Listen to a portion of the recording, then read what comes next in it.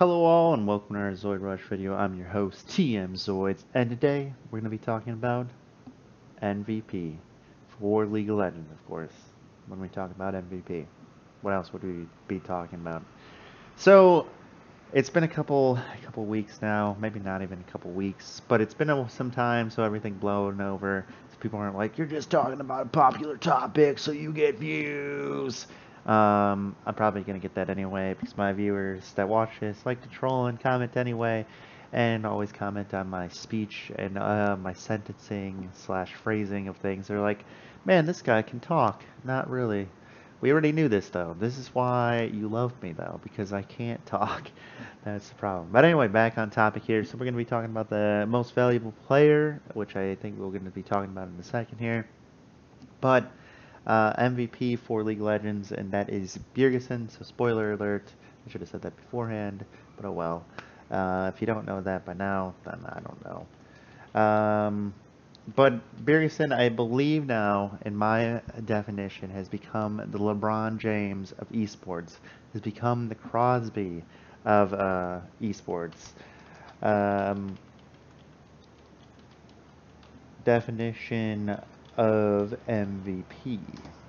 So I'm googling what the definition of MVP is here. We're going to use the Wikipedia here in the future here. But why do I say that? LeBron James, in my opinion, is like the most hated, most despised slash loved person, depending who you talk to. Now, if you're a root for LeBron James teams, then yes, of course you love LeBron James. He's your guy, he's your main guy, and he's loved. Out here, though, in Illinois slash Chicago specifically, if you mention LeBron James and say that he's a good basketball player, prepare for the big. If you're talking to a basketball fan, of course, just prepare yourself for the biggest conversation slash argument of your life. Like you have to have your facts, and a lot of people, and this is why, because in Chicago we just still live in the Jordan era. We just need to give it up. Not saying that Jordan wasn't a great player or the best of the best, but at the same time, we're almost 10 years, even more than 10 years through that decade, and we actually passed that decade. We're way past it. We're almost 20 years now that I think about it. Past the decade of the Bulls. So we need to just give it up, guys. It's over. It's done. And we just need to find a new Jordan. That's what we need to do. But back on topic, so LeBron James is loved and hated. And when I say Crosby, it's just a hockey reference because I watch hockey. I personally hate Crosby and the casters, and I feel this is where things kind of get mushy when it comes to MVP, is that the casters always talk highly of Crosby, no matter how bad he's doing. It's like, he scored 1.5 points this playoff, and I was like, meh. Like, he could be doing more, but I know he's one of the best players out there. Crosby's just having a hard time. He just needs to find his flow. He just needs to get his head straight. He's probably just getting in his head, and they give him all these excuses. And Crosby could be doing terrible during the playoffs, even though he does pretty well during the regular season. But he's just the most hated and loved person, even though he won back-to-back cups. Give him the credit that's due. So, when it comes to Bjergsen now, the Burger King.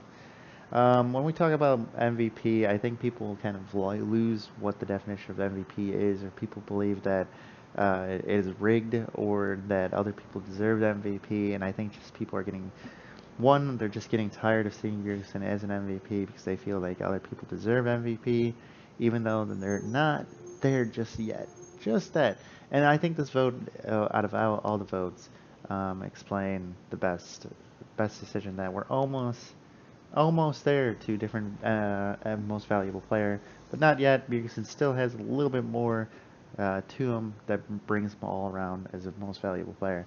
Now, a lot of people are bringing up that Jensen should have won MVP, and KDA isn't everything. This is not solo queue. This is not like you go into silver play or go into gold or even platinum. You go in there, you're 25-3, and you fucking carry the game and you win the game. This isn't how that works here. As you can see, that didn't help Cloud9 at all during the playoffs. I mean, they kind of just got rough stomp at the beginning, and giving Immortals that oomph and actually getting them into the worlds. But they always win the gauntlet. They always come back. They haven't lost the gauntlet yet, so kudos to them. But MVP is not just about KDA and how well or how many kills you get and how many flashy plays you do. That's not what an MVP is. Just Googling it, like I said earlier, is just an award. Just this is what Wikipedia says. An award is an honor typically between upon the best performing player or players in an entire league for particular competition or on a specific team. Initially used in professional sports, the term is now commonly used in amateur sports as well as other completely unrelated fields such as business and music. In many sports, MVP awards are presented for specific match. In other words, a man of the match award. So that didn't tell me much. Now that I think about it, reading it, I should have prepared better for that, but that's okay. So the most valuable player is an overall, and just gonna give you a term, overall player. It's just not KDA. It's just not flashy plays. It's like he's consistent. He does what he needs to do in his lane, and he also helps out his team. And I think people miss that a lot when it comes to Bjergsen. Bjergsen, yeah, he didn't have the best KDA, and he said, and people were really like, "Oh, he sacrificed his KDA for other players on the team to make his team win." I don't think that's the case. I don't think anybody's sacrificing their KDA for the team. I feel like there's still teams out there that constantly camp Bjergsen or take advantage that they believe that Bjergsen's the strongest player still on TSM, so they try and camp him and keep him down and not useful that fight. But he still becomes useful even though he's camped. There's times where he could be 0-3, he bounces back and turns out to be 7-3. He bounces back and 3-3.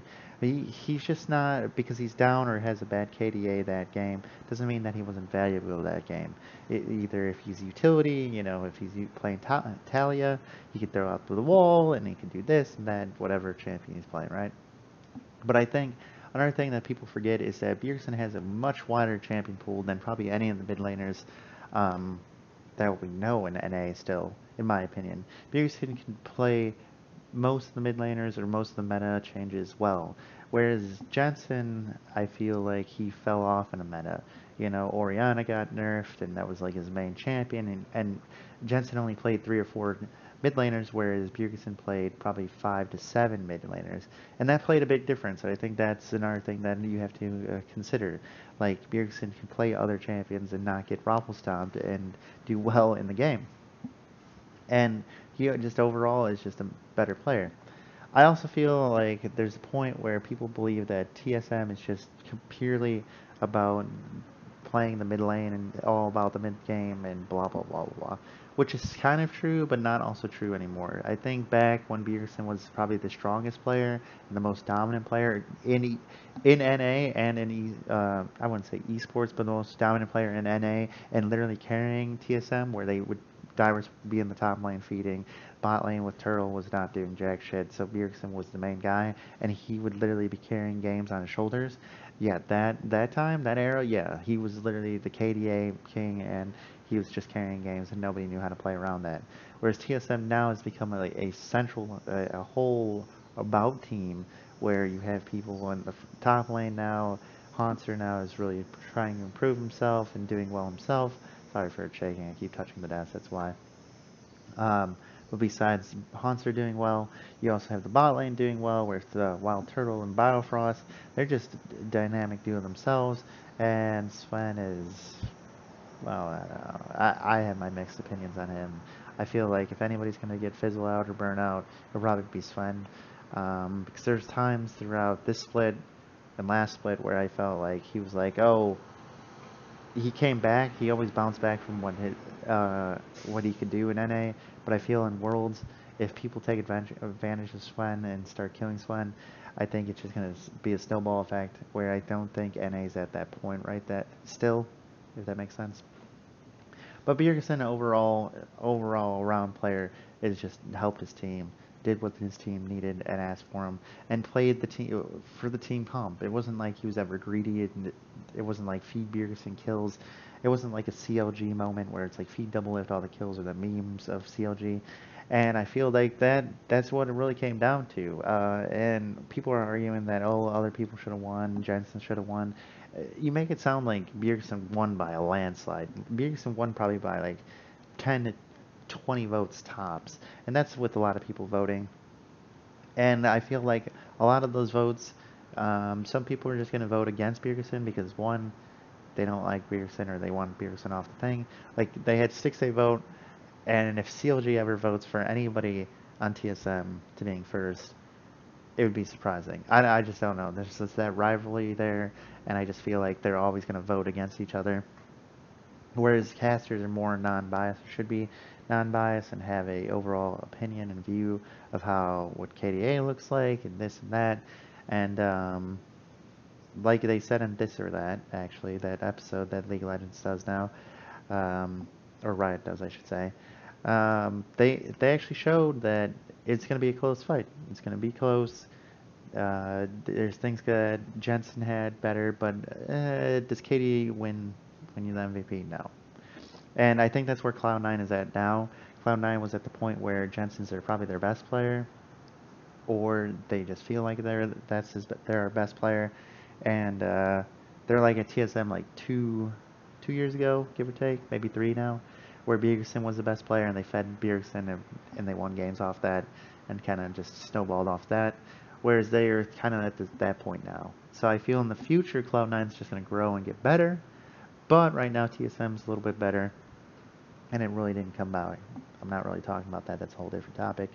But Bjergsen, overall better player. People just mad or angry because they don't like Bjergsen or just don't like TSM, which is understandable. Not everybody's going to like TSM or vote for Bjergsen overall. So, but he still deserved it. I know it's hard to see, but that is all I have for you this time. I'm going to try and keep these videos shorter. As you know, I don't want to be ranting forever. So I hope you all have an amazing week, and can't wait to see TSM, Cloud9, and Immortals at Worlds and see how they do there. Anyway, bye guys.